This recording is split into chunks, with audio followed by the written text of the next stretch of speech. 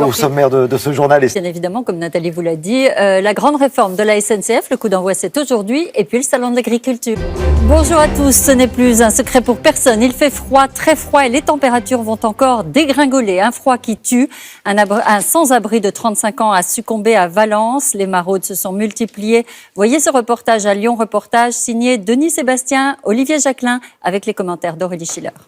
Sibérien, le Moscou-Paris va gagner l'ensemble du pays alors que 37 départs. Le réseau électrique va donc va-t-il résister à ce froid polaire? Oui, si l'on en croit le gestionnaire d'électricité RTE, le pays ne devrait pas connaître de coupure de courant. Ambroise Duché. L'actualité, cet hommage cet après-midi aux Invalides, un hommage national aux deux fois de la grande réforme de la SNCF. 15 jours après la remise du rapport Spinetta, Édouard Philippe doit dévoiler les grandes mesures. Un pari risqué pour le gouvernement. Pour les syndicats, la ligne rouge est déjà franchie. Les explications avec Mathilde Gracia. Étrangers, ce sont ces marches anti-Kabila au Congo dispersées par balles réelles. Un homme d'une trentaine d'années, explosion qui a eu lieu hier soir dans le centre de l'Angleterre, à Leicester.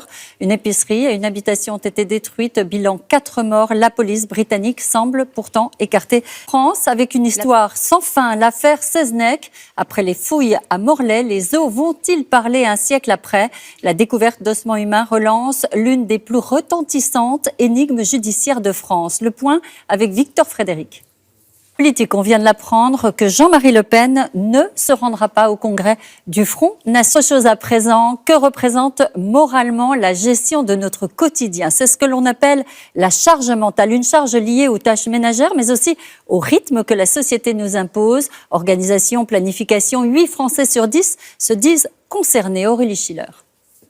Le salon de l'agriculture, avec son regard haute, n'est pas passé inaperçu. Cette vache de la race d'Aubrac, âgée de 6 ans, est la mascotte du salon. Une belle robe blonde et tous les honneurs qui vont avec. Cette star, Julie Poirier, a d'ailleurs rencontré son coiffeur. Du football hier soir, Paris s'est largement au JO de Pyeongchang et une belle moisson pour la France de 15 médailles, record de Sochi d'il y a 4 ans égalé. Retour sur ces Jeux avec de grosses satisfactions et pas mal de déceptions. Alexandra Lequéré. C'est la fin de cette édition. Allez, je vous laisse.